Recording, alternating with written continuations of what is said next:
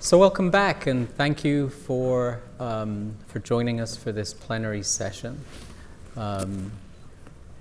What I'm going to do is just go down the line and ask folks to just introduce themselves very briefly, and then we have a couple of questions that I'll ask, and hopefully we won't stump anyone. And right around 30 or 40 minutes before the end of the hour, we'll stop and ask some questions and answers from the audience. Adam? Sure. Good morning, everyone. My name is Adam Pearl. I am president and CEO of an organization called Art Pride New Jersey. For those that aren't familiar, Art Pride is a statewide art service organization. We do advocacy, public policy, professional development, and we promote the arts through our program, Discover Jersey Arts. So we handle and represent all things arts and cultural across the entire state. Good morning, everyone. My name is George Goldhoff. I'm the president of Hard Rock Atlantic City. You probably know our brand. We're in 70 countries. We have 300 locations. We started about 53 years ago, and we've created our brand around music organizations, artists, and memorabilia, and that type of thing. My name's Susan Wollner, and I'm the series producer of State of the Arts, which, for those of you who don't know, is a program about the arts focusing on New Jersey that airs on public media, public television, and it's also online on pbs.org. We air on NJPBS, WNET, WHOY, allarts.org. And we've done stories about a lot of the things that have been mentioned already this morning. Mm-hmm. So Dory the Mud Girls, the NJ Pack, the Roth Festival, Wendell White. Anyway, we're always looking for good story ideas. Great, and my name is Wendell White. I'm an arts faculty member here at Stockton University, and I don't think I need to explain much about my institution at this point.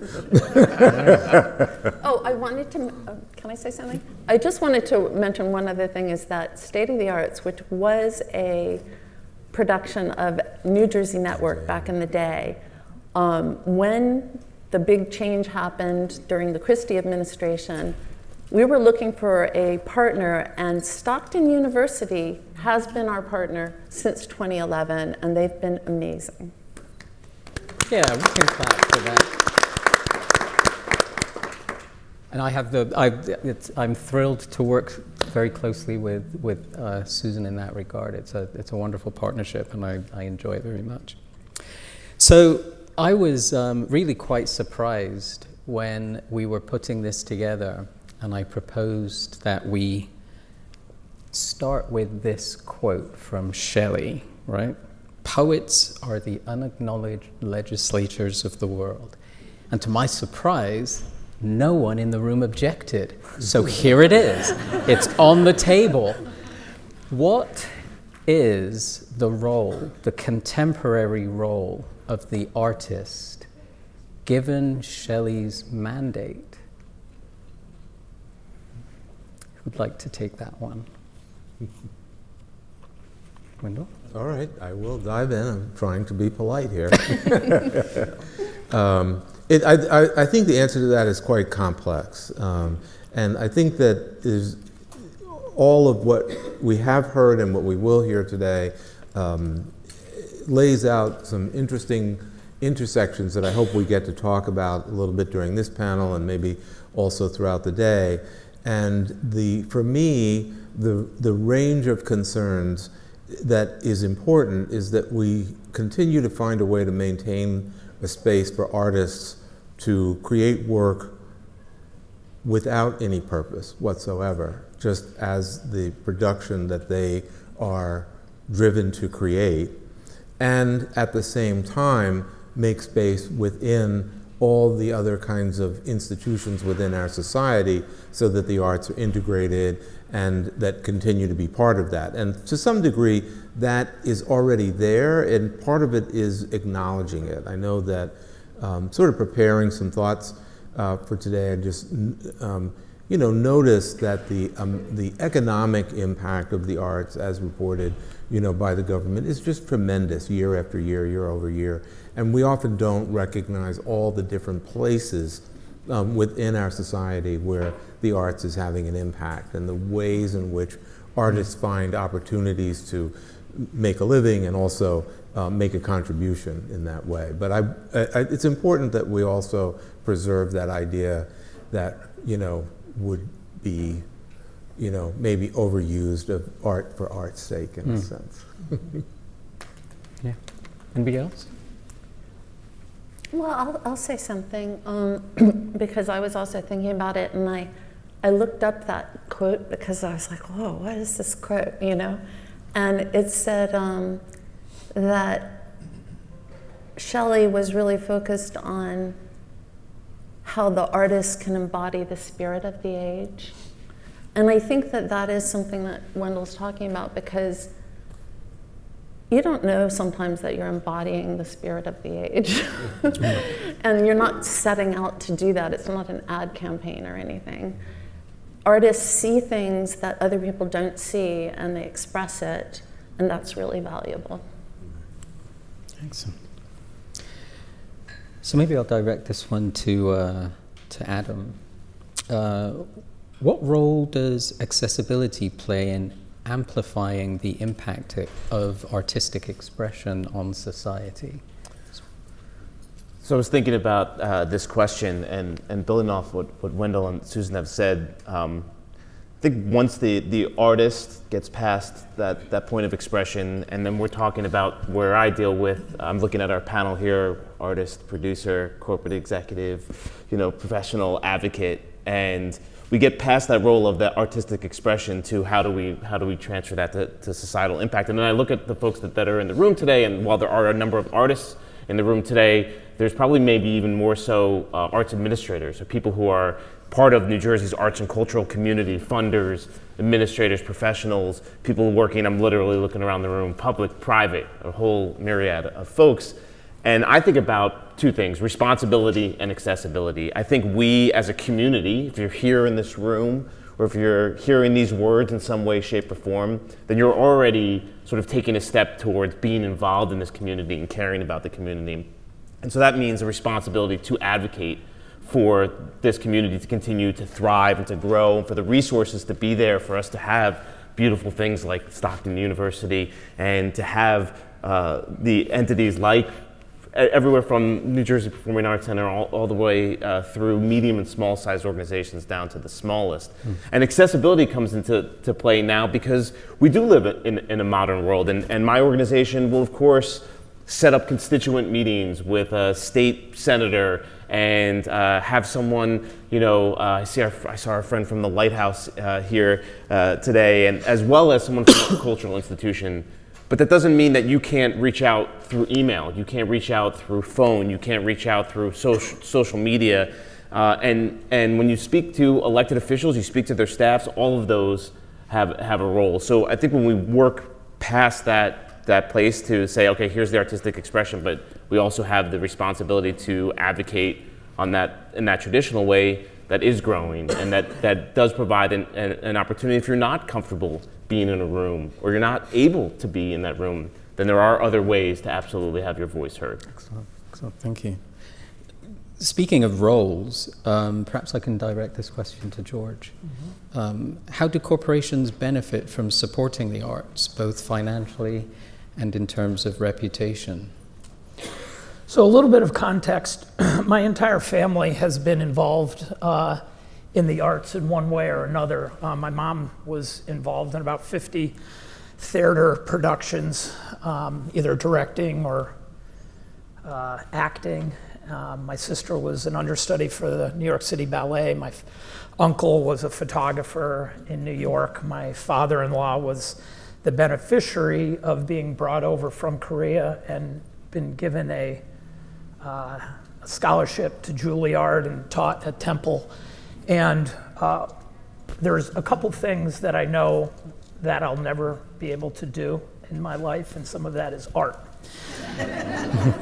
But I have really embraced it, enjoy it, and have been able to dedicate a lot of my professional career to supporting art organizations and artists. And to that end, I mean, there's a long history, whether you go back to, you know, the Medicis, who were a banking family, loved the arts, found Michelangelo, or the Gettys, or the Rockefellers, or whomever that were real patrons of the arts. And as I said in our opening remarks, our company, which is it's a great relationship for me, loving the arts, knowing that we've built our entire brand around music, and it's truly every genre. Yes, throughout the 70s and 80s and maybe into the 90s, you know, we focused on rock and roll and that type of thing, but it's really branched out into every genre of music. So our relationship at Hard Rock, and also our responsibility to living our mission, has really been to support arts organizations, whether in Atlantic City most recently, and I've been here for a year, so I'm still learning, you know, Chicken Bone Beach, where my wife, I don't know if Henrietta's in the room, but my wife teaches there occasionally. The Boys and Girls Club that have a wonderful music program, and also partnering with artists that come into our community that also support you know, things that we do as well, whether it's domestic violence or cancer eradication or food insecurity, and we partner with them, raise funds, so then we can you know, provide those to different organizations. But I think it's really integral that our brand reputation and the arts are one and the same, and it started years and years ago with that first piece of memorabilia that we collected from Eric Clapton in '71, and I could go into a whole nother story about that. Excellent, thank you. I was just going to add, because we do work with a lot of companies and corporations across the state, and thankfully a number of them, including the Hard Rock, really see the connection between the importance of the arts and cultural community and how that intersects with a healthy corporate community. And there are absolutely companies across the state that see that and recognize it, participated in it, whether it's NJM or PSE&G or Ocean First Community Bank or some that, you know, that just jump to mind.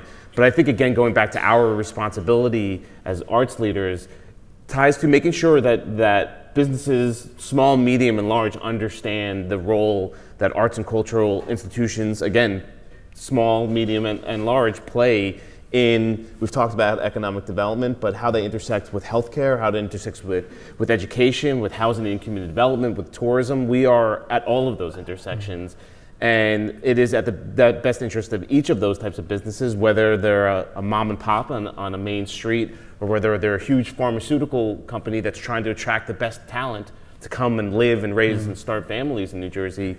We're part of that. We're part of that discussion, and it's our responsibility to make sure the folks that don't get it the way that you do, George, do understand, and we keep telling that story.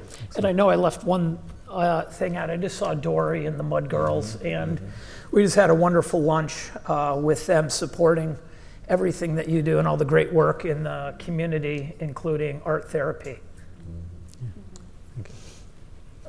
Could I add an interesting part to that I think is really compelling? I have been friends for a long time, and we have invited to speak at Stockton a number of years ago Michael Bezdek from Johnson & Johnson, and they obviously have a huge role in arts and culture, and he has a recent book out, Corporate Cultural Responsibility, so both what we have referenced in the material for this, which is CSR and CCR, which is to, you know, think about what are the principles involved in that and what are the different components of it.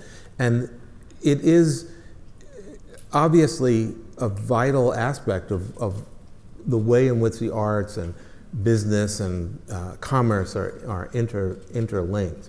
But those relationships can become complicated at some times, right? And Bezdek lays out the idea that there is possibly patronage, there is support, there's partnership, and there's investment. So in some cases, corporations are just buying artwork as an investment, and that supports the arts as well. It doesn't have to necessarily be a matter of,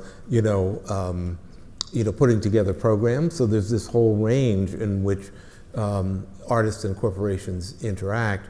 I would say, though, that we all are familiar with how complex that can be, and I'm sure if Michael were here, he would acknowledge the complexity for J&J in relationship to opioids and talc, and also I'm sure the Met, in relationship to the Sackler family, recognizes the complications in those relationships. So I want to say that I think that they're vital, but I also want to add that both sides have to navigate that. And I know there are corporations that have regretted their partnerships with some arts organizations as well, because the arts organization had a message that was counter to the mission of the corporation. And so both sides have to think about what that partnership really means. That's good. Thank you. Perhaps I'll direct this question to Susan. How can artists and or organizations collaborate with individuals from different disciplines to create a more comprehensive response to cultural and political changes? I think that, right, so I also am not an artist. True. I'm in the creative industries. But I think that one of the things that State of the Arts and my job as a producer and writer does is puts me in touch with lots of things going on in lots of places. And so I have seen some really interesting examples of cross-disciplinary collaborations. And I think they're some of the best stuff that's going on. I mean, the first one that pops to mind right this minute is the Princeton and Slavery Project, which was Princeton University a few years ago when they were dealing with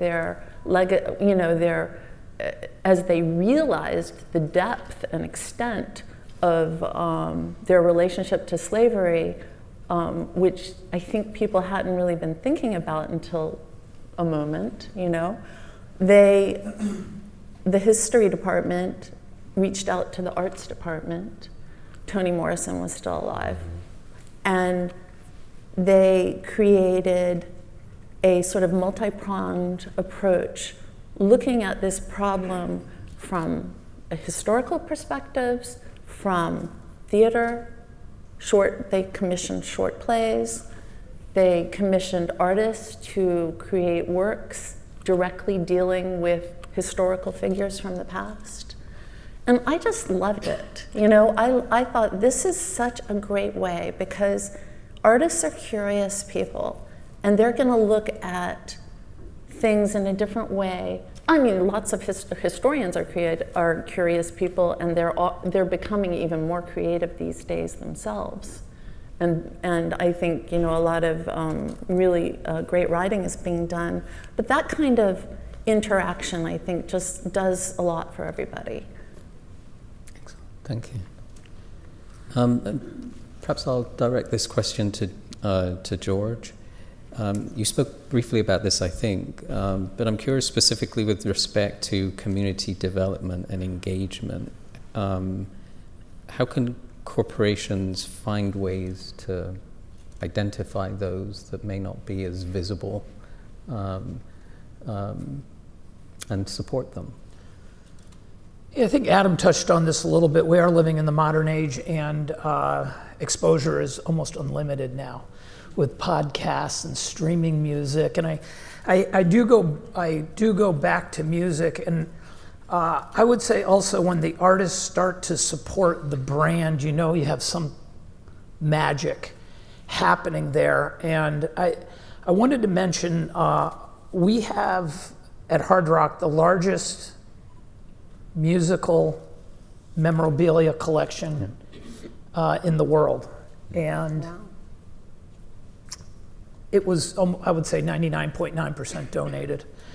The artists come in, and It used to be you would take a guitar and hang it on the wall. And now it's put in a museum quality frame with the correct lighting and the correct temperature, and we give tours and that type of thing. So supporting the artists and the art organization, it becomes symbiotic. Excellent. As they know that we are genuine in terms of how we do that, why we do that. They also want to support the brand. It becomes almost an ecosystem of collaboration, if you will. And how we do it at Hard Rock, quite frankly, right here in Atlantic City, we have I call it 5 stages. We have the big Edis Arena, 6,000 people. We have the smaller Sound Waves, 1,500 people. Then we have 3 Vibe stages. And those Vibe stages are free to the public. We have music 7 days a week. And it's all different types of genre, and we support local and regional musicians. And I really believe that it's a partnership. And again, the exposure in terms of whether it's a website or a podcast or multimedia and that type of thing, is the exposure's unlimited these days. Excellent. Well, that was a remarkably quick 30-odd minutes. It's now we have about 20 minutes or so, and I'd like to open the floor for questions.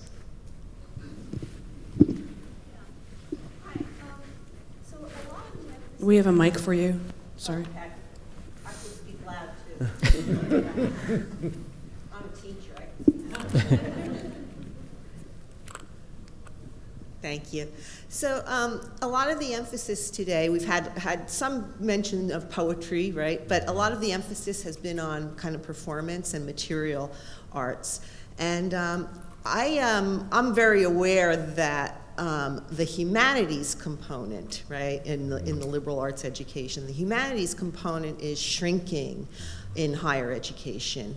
And I guess I'm wondering if that's a disturbing thing, because maybe we can see humanities education, like history, English studies, things like that, as informing arts-based education.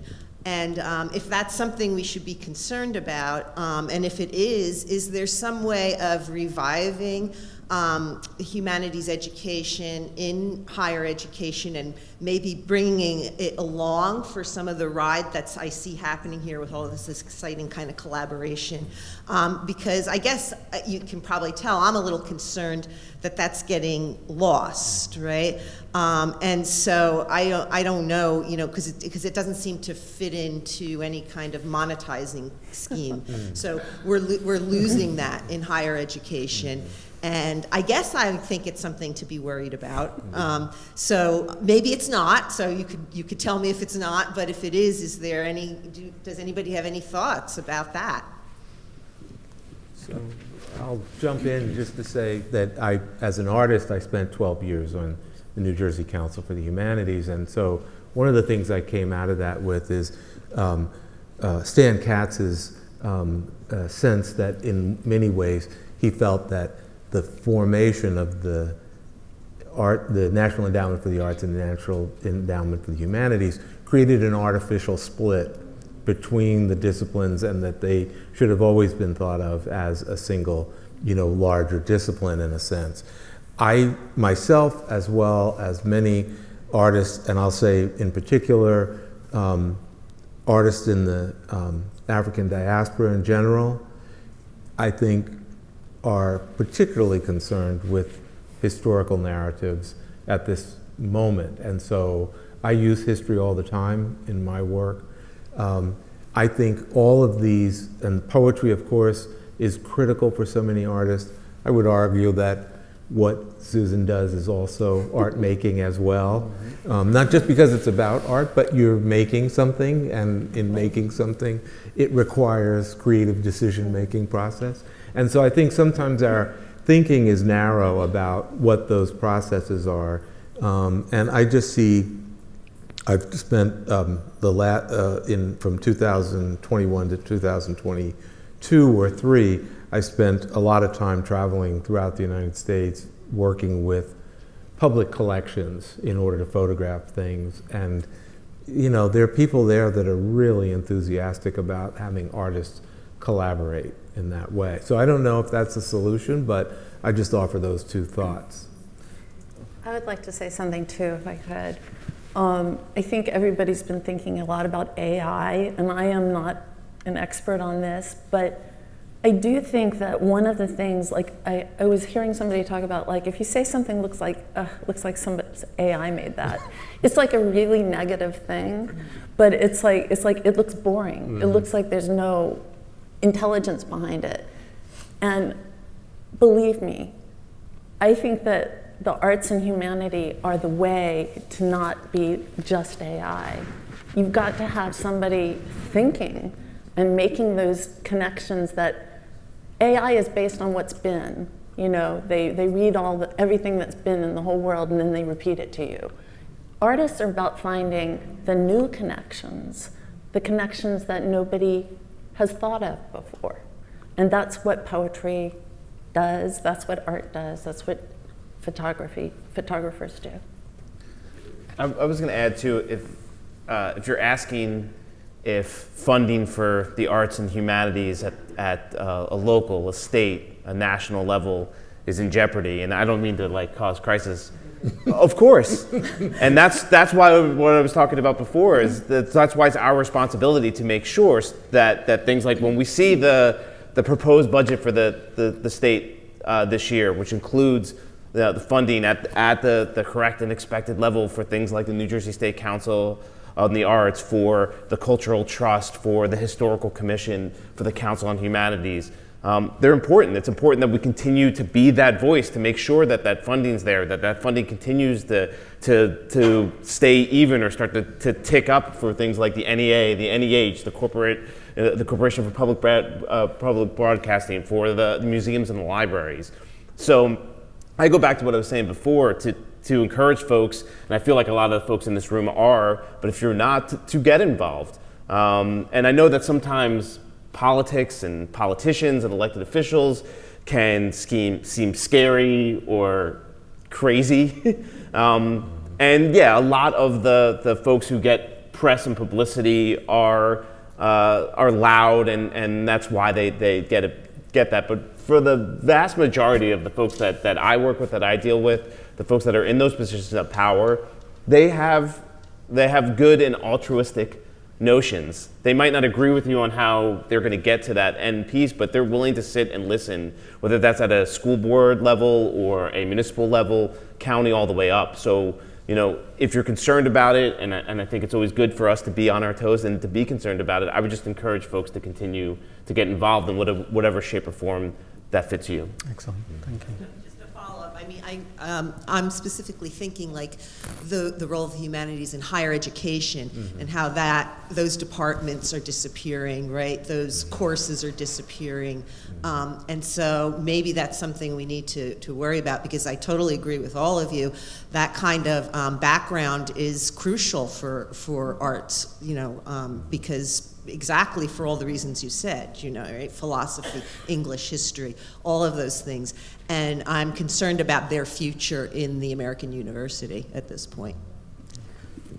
And I would just add, I think it's crucial also from an economic standpoint, as speaking for business. I read an article, it's a little bit old, but it was about 40% of all Fortune 500 CEOs had a liberal arts education. They went on to get a computer science degree or an MBA or something along those lines, but it provides a way of thinking, a way of innovation that most don't think like that. I think Susan or Wendell mentioned it. Artists think differently. People that are well-rounded and have a foundation of maybe history or how the world worked or literature, they think differently, and they're able to also bring folks together in a way that maybe can't. So I would say that would be the economic argument to go into liberal arts. Question? Uh-oh. In continuation of that concern for higher ed and liberal arts, I personally believe that as somebody who did follow that humanities journey through her education, that there is a common misperception that you don't really get compensated fairly in a career for the arts. And there is a lot of work needed in having people who are entering higher ed and thinking of their future and their economic prosperity to think that this is a viable way to have a career. We just worked with Adam on a study called Arts Pay NJ, and we're trying to do some work to elevate the awareness of arts workers and fair compensation in the arts. And I didn't know if Adam wanted to talk about that a little bit. So I'll thank my friend Diane Felsen from the New Jersey State Council on the Arts for the plug about Arts Pay NJ.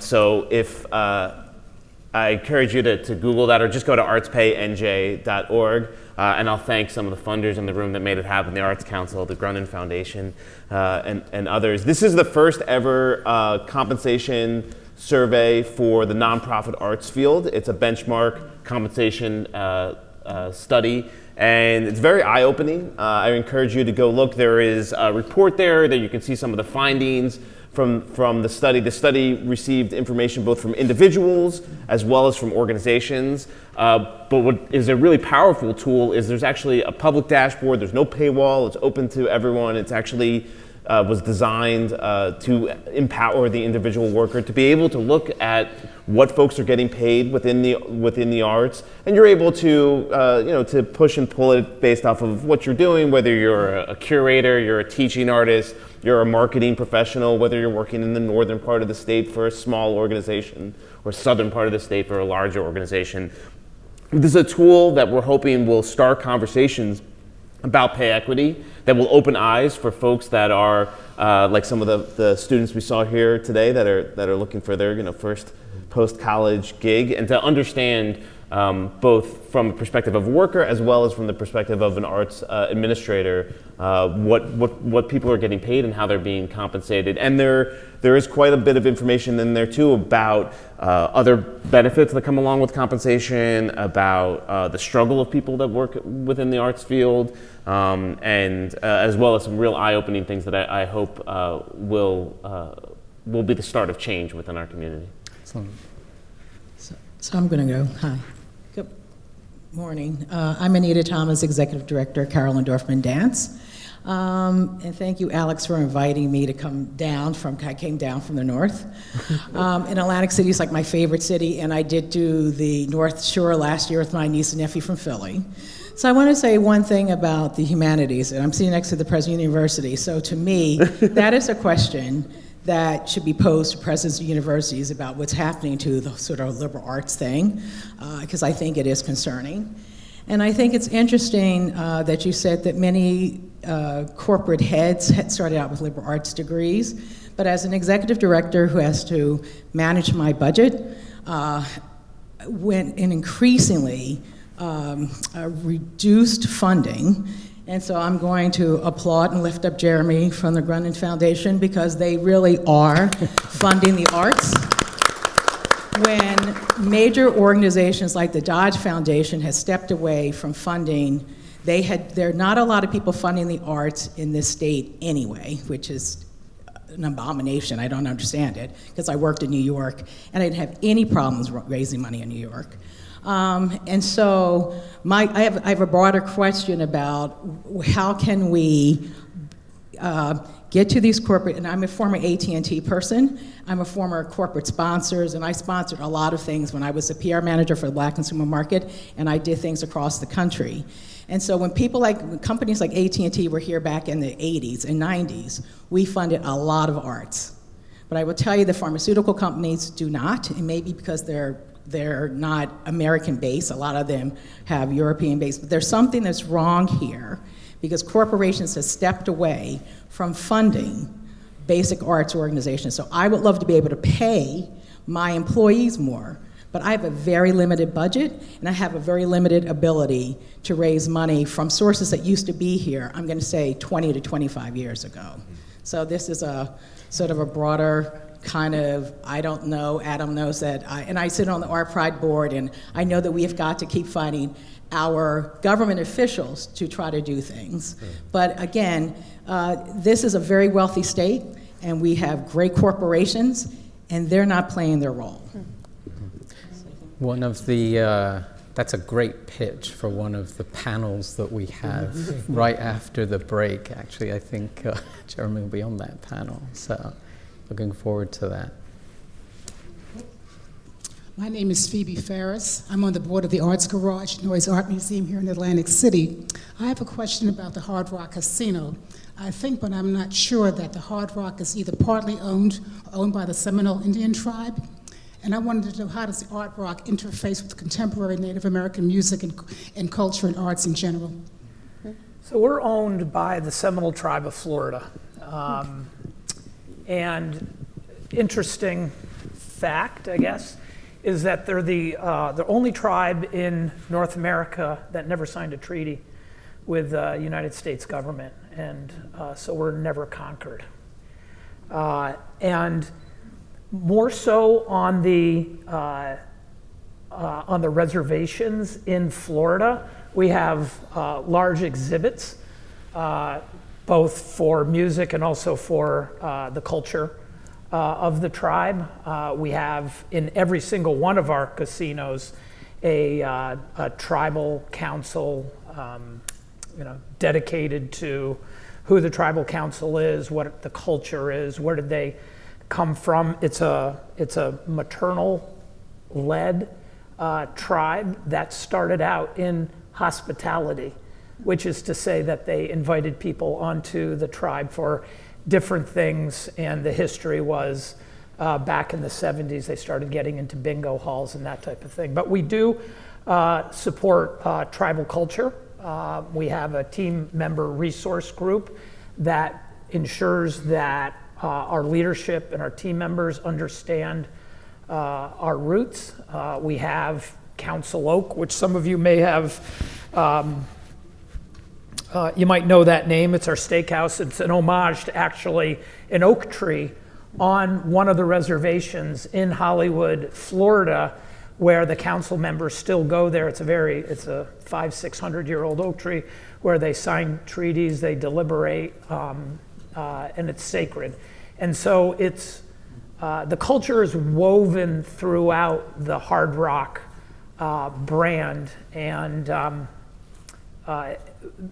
the tribe calls it their family business, and they treat everybody like families, believe it or not, as big as it is. I don't know if I answered your question. Okay. Thank you. You're welcome. Hi, Chase Jackson, Executive Director for Ocean City Arts Center in Ocean City. First thing I want to say is, Adam, some arts administrators are also artists. Yes. I'm an actor. Most. All right. I also want to point out that back in the day, in the mid-'90s, Ford Foundation came out with this huge program called CDC-ARI, Community Development Corporation's Arts Resource Initiative. And there were 8 organizations across the country who were CDCs, and they were part of this major project. And I would love to know if anybody has any studies done following up on something that happened those years ago, because we were incorporating the arts into the whole structure of a CDC. I was part of that initiative, and I know that once the money ran out, and it was like 3 years, we went into a 4th year, and then slowly but surely our budgets kept dwindling. Even when we raised the department raised the money, and I'd love to know how others, the cohorts of mine fared. I may even do the study myself. But I just want to say that that was a funder who did a great job, but then the organization's higher-ups let it kind of slowly die its death. I also want to ask a question talk about the humanities. I wasn't here or anything when they split between the Arts Council and Humanities Council. But I'm grateful to the Humanities Council because they have planning grants, and with the planning grants, and to me, all arts are part of humanities, and humanities could be art. So I use the planning grants to really flesh out art projects that I'm going to work on. So I'm very grateful, because I'd be scared to death that if we merged together, that there wouldn't be such a thing as planning grants, but they're dying. Anyway, and Hard Rock, I got something for everybody. Hard Rock, I'd like to know, do you ever rent or provide venue space for nonprofits, especially for musical concerts? And I'm talking professional musical concerts, not the local, even though that's be fine too, but I don't have local music group, because we have so little venues on the shore, and almost all the bigger venues are, or even 200-seat venues are in Atlantic City. And I just want to know that, because I don't have a place to put people that I can charge ticket prices for. And last but not least, I'm so glad to hear that Michael Bizdak is still at J&J. I'm going to get in touch with him. Thank you. Can I just say, what I meant about them splitting was that was the federal government when they, in the 1960s, when they established the two endowments, they established them as separate, and that was the point that Stan was making. However, to your question, one of the things that comes out of that is that in many states, including New Jersey, the Humanities Council receives a fraction of the money that the Arts Council receives. And in states where the Humanities Council is either under or part of the Arts Council in terms of funding from the state, they tend to receive more money. So it is a complicated, a relationship in that way. And the state doesn't give that, it doesn't, and it's, by law, how it's set up within New Jersey, that the Arts Council gets a certain amount of money from the hotel, whatever, and that does not go to the Humanities Council. So they often don't have a line item in the state budget. But the Humanities Council is its own independent nonprofit, is it not? Yes. Yeah, it's separate. It's separate, right? Well, that was because in the '60s the endowments were set up that way, and then the endowments send their money to the individual states. And I just wanted to add I wanted to give credit to. So I know the staffs of the Council on the Arts and the Council on the Humanities. And I will throw in there as well the Cultural Trust, the Historical Commission, the Division of Travel and Tourism, all of these entities, despite challenges around funding, around in but not of, that's a New Jersey joke if you're paying attention, all of these entities actually work really well together. Yeah. The staffs talk to each other. That's right. And over the last several decades, there has been really intentional planning to say, yes, to your point, like the Council on Humanities is going to offer this type of grant, and the Cultural Trust is going to offer this type of grant, because that's filling a gap where the Arts Council can't do this piece of it. The Cultural Trust is going to alternate between arts and history each year. These are really intentional things that aren't happening in a vacuum, and I just want to give credit to government workers get a real bad rap, but the staffs of these entities that we're talking about work really hard, and they make sure that the majority of the funding that exists, I believe, hopefully I'm quoting this right, that about 94% of what the Arts Council receives each year goes right back out the door in grant. And so for those of us that run organizations, we know that's pretty low overhead to maintain those kind of operations. So I just wanted to take a moment to thank those folks as they work hard to make sure that whatever resources are available get to where they need to be. Can I just say, I'm going to actually put a relatively hard stop, because the sun won't stop and there will be an eclipse. so no matter how much we care. No matter how much we care. So that's a great question. I want to invite you to ask the remainder of that question as you make your way to lunch, which I believe is going to be upstairs, right? And don't forget to take in the student artwork on your way there in the lobby. Can we get a round of applause for our guests, please? Lunch is now upstairs. Thank you.